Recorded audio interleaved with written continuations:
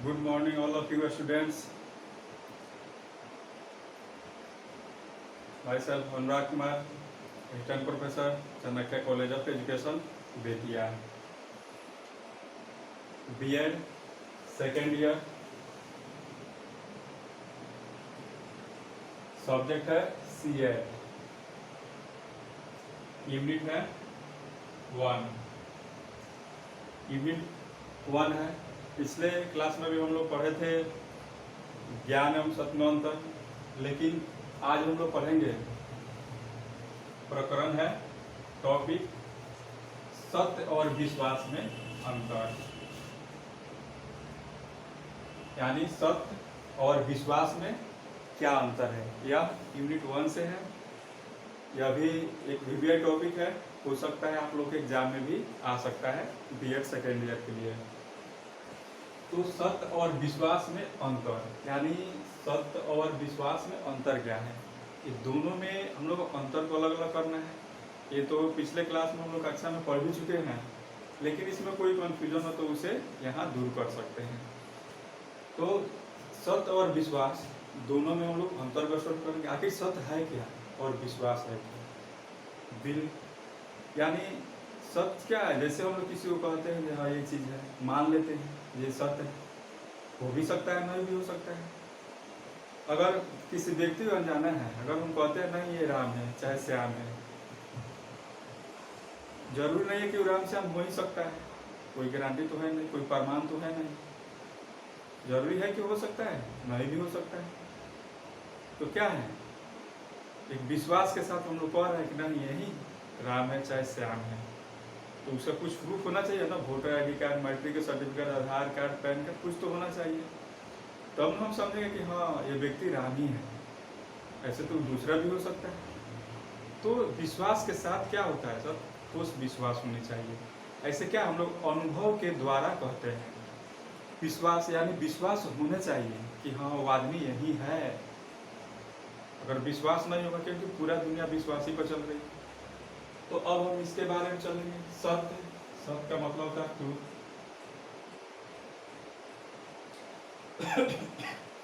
सत्य, सत्य ज्ञान का आधार है।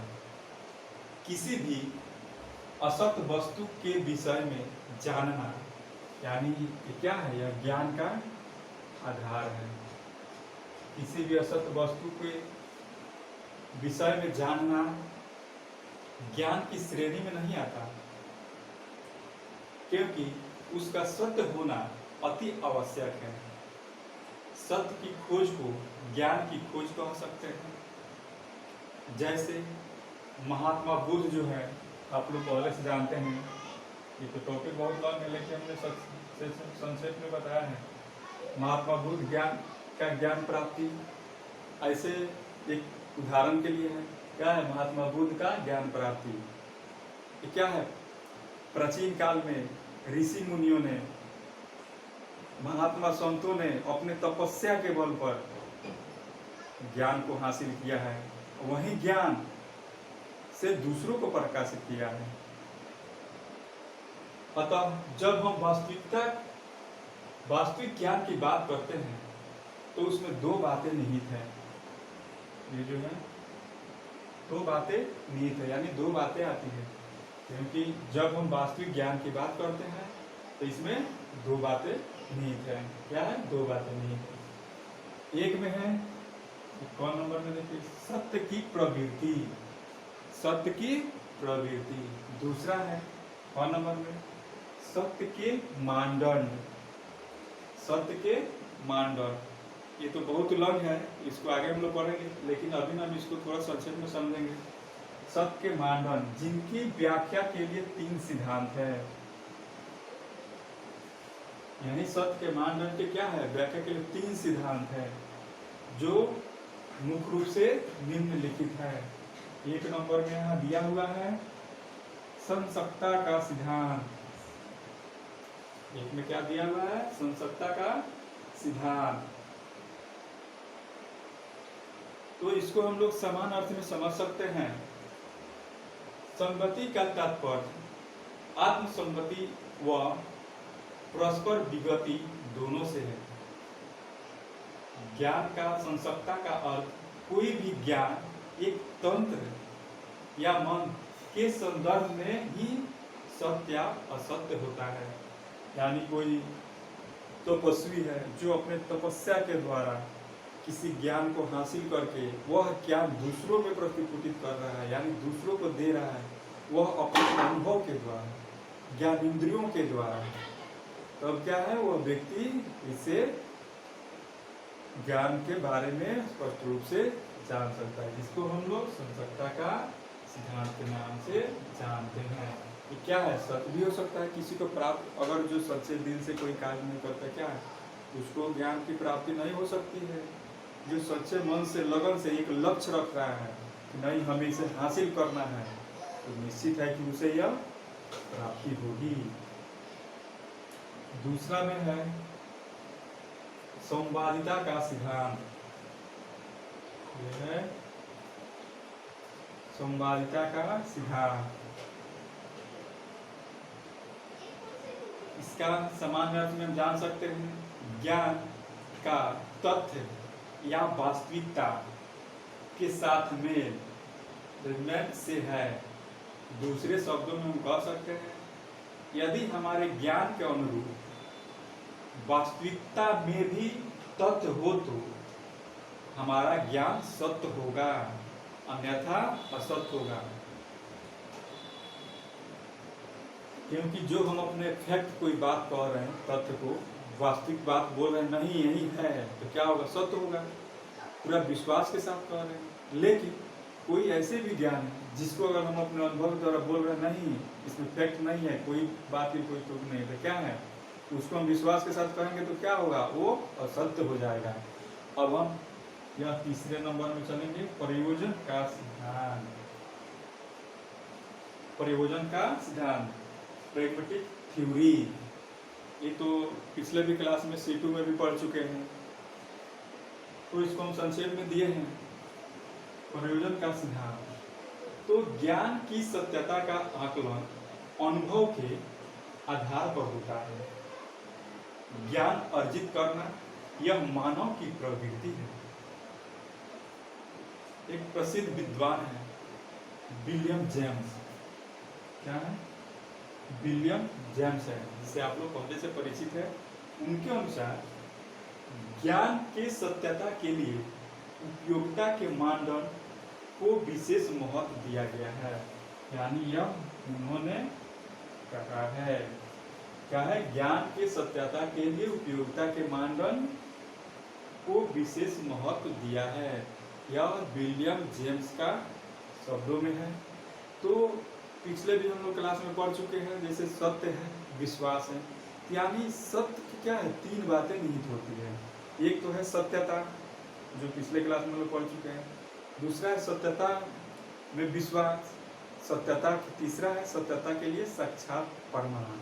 यानी क्या है? उसके मुख्य प्रमाण होनी चाहिए कि हाँ ये व्यक्ति यही है तो है। ठीक है, तो अब इसके अब हम इंट्रोडक्शन भी समझे। इसके जो सत्य के मानदंड जो है तो बहुत लॉन्ग है, लेकिन इसको हम लोग अभी डिटेल में पढ़े हैं। इसके तीन आधार पर हम लोग इसको बांटे हुए हैं। हम लोग नहीं बांटे हैं, विद्वानों के द्वारा है और ये ऑलरेडी बुक में दिया हुआ है। अब इसके आगे फिर हम लोग चल रहे हैं और विश्वास के बारे में हम जानेंगे। यानी विश्वास को बिलीफ बोलते हैं। तो विश्वास जो है बिलीफ, इसको भी दो भाग में बांटा गया है। ये भी क्या है? दो भाग में बांटा गया है इसको भी, विश्वास को भी। यानी एक में है बिलीफ इन, एक में जो है बिलीफ इन। और बिलीफ इन क्या है इसके बारे में जानेंगे। विश्वास जो हम लोग कहते हैं तो बिलीफ इन कहते हैं। बिलीफ इन को किसी मानव या ईश्वर में विश्वास को बिलीफ इन कहते हैं। कोई भी मानव हो या हम लोग गॉड को है, उनमें हम लोग विश्वास करते हैं, नहीं ये ईश्वर है, ये अल्लाह है, उन्हें क्या कहते हैं? बिलीफ इन कहते हैं। सिर्फ इसे एक शब्द में ही समझ सकते हैं, मानव या ईश्वर में विश्वास को बिलीफ इन कहते हैं। इसमें कोई कन्फ्यूजन नहीं होनी चाहिए। ठीक है, जिसके साथ हम विश्वास कर रहे हैं, जैसे अल्लाह है, ईश्वर है, जो भी है जिसको हम मान रहे हैं वही बिलीफ इन में आता है। या अमुक मित्र में विश्वास करते हैं। कोई अमुक मित्र है, मित्र पर भी हम विश्वास कर रहे हैं, वो भी, उसको भी हम बिलीफ इन बोलते हैं। जैसे दूसरा है बिलीफ दैट, ये दूसरे नंबर में है बिलीफ दैट। और बिलीफ दैट मतलब क्या है? जैसे ईश्वर संसार का रचयिता है या विश्व का रचयिता है। ईश्वर मानव की सहायता करता है। क्या है? ईश्वर मानव की सहायता करता है या यह विश्व का रचयिता है, तब हम इसको बिलीफ दैट कहते हैं। इसमें बिलीफ इन और बिलीफ दैट, इसको मतलब विश्वास को दो भाग में बांटा गया है, एक बार फिर समझ लीजिए। तो बिलीफ इन हम उसे कहते हैं मानव ईश्वर या अमुक मित्र में विश्वास को कर जो है वह बिलीफ इन है। और बिलीफ दैट उसको बोलते हैं जैसे ईश्वर विश्व का रचयिता है, मानव की सहायता करता है। क्या? जब हम कर्म करेंगे तब तो सहायता करेगा, तो सहायता करता है, इसे हम बिलीफ दैट बोलते हैं। अब हम सत्य और विश्वास, इसको तो पहले इंट्रोडक्शन से समझे। अब हम सत्य और विश्वास में अंतर है। अब सत्य और विश्वास के जो ये अंतर है, ये जो है दो भाग में, एक सत्य और विश्वास यहाँ पर दिया गया है। जो है सत्य है और यहाँ विश्वास है। इसको दो भाग में टर्न कर दिया गया है। तो विश्वास क्या है और सत्य क्या है, दोनों में डिवाइड किया हुआ है। तो इधर हम लोग समझेंगे सत्य में। सबसे पहले सत्य में यानी सत्य और विश्वास में मुख्य रूप से निम्नलिखित अंतर है, या मुख्य रूप से निम्नलिखित अंतर है जो इस प्रकार से है, जो दिया गया है। इसे आप नोटबुक में नोट कर सकते हैं। तो एक नंबर में है सत्य में प्रमाण की आवश्यकता होती है। ये जो है सत्य में प्रमाण की आवश्यकता होती है, माने कोई प्रमाण प्रूफ होनी चाहिए। जैसे मानते हैं आप श्याम हैं, तो क्या आपके पास कुछ प्रमाण होना चाहिए ना? जैसे पैन कार्ड है, आधार कार्ड है, ड्राइविंग लाइसेंस है, आपका प्रमाण हुआ। तो उसी प्रकार से इसका भी प्रमाण की आवश्यकता होती है। वहीं यहाँ विश्वास में देखिए, एक नंबर में विश्वास मान लेने पर निर्भर होता है। यानी कोई बात कह रहा है तो हम उसे क्या हुआ, स्वीकार कर लिए, मान लिए, हाँ वो राम है तो है, हो भी सकता है नहीं भी हो सकता है। तो विश्वास क्या है? मान लेने पर निर्भर करता है। अब यहाँ दूसरा नंबर में आइए, सत्य में देखिए। सत्य में विश्वास का निहित होना आवश्यक नहीं है। सत्य में जैसे विश्वास का निहित होना आवश्यक नहीं है, ये कोई गारंटी नहीं है। यहाँ देखिए विश्वास में क्या कह रहा है, विश्वास में सत्य निहित हो सकता है या नहीं भी। अगर हम विश्वास के साथ कह सकते हैं जो हो सकता है, नहीं भी हो सकता है, ये कोई गारंटी नहीं है। अब देखिए तीसरा नंबर में, यहाँ सत्य में देखना है सत्य वस्तुनिष्ठ होता है। यानी क्या है? शॉर्ट प्रश्न होता है, वस्तुनिष्ठ होता है। हम लोग मौखिक पूछ सकते हैं, प्रमाण देख सकते हैं। अब है यहाँ तीसरा नंबर विश्वास में, विश्वास में व्यक्तिनिष्ठ होती है। अब यहाँ 4 नंबर में सत्य तथ्यों पर आधारित होता है। यानी सत्य जो है तथ्य यानी फैक्ट पर आधारित होता है। 4 नंबर में है ये विश्वास, विश्वास का तथ्यों पर आधारित होना आवश्यक नहीं है। यानी जो विश्वास है इसमें कोई तथ्य का होना जरूरी नहीं है, हो भी सकता है नहीं भी हो सकता है। अब है 5 नंबर में सत्य, यानी 5 नंबर में सत्य क्या कह रहा है? सत्य में प्रमाण की आवश्यकता होती है, लेकिन वहीं यह विश्वास जो है, विश्वास में प्रमाण की आवश्यकता नहीं होती है। याद है? 6 नंबर में है सत्य में इसका स्थान न होकर अनुभव व प्रमाण की आवश्यकता होती है। यानी 6 नंबर में कह रहा है सत्य में इसका स्थान न होकर अनुभव व प्रमाण की आवश्यकता होती है। लेकिन यही 6 नंबर में यहाँ देखिए विश्वास में आस्था जुड़ी हो सकती है। आस्था यानी उसका मेल मिला जुड़ी हो सकती है, या विश्वास में आस्था का स्थान हो सकता है। दोनों हो सकता है।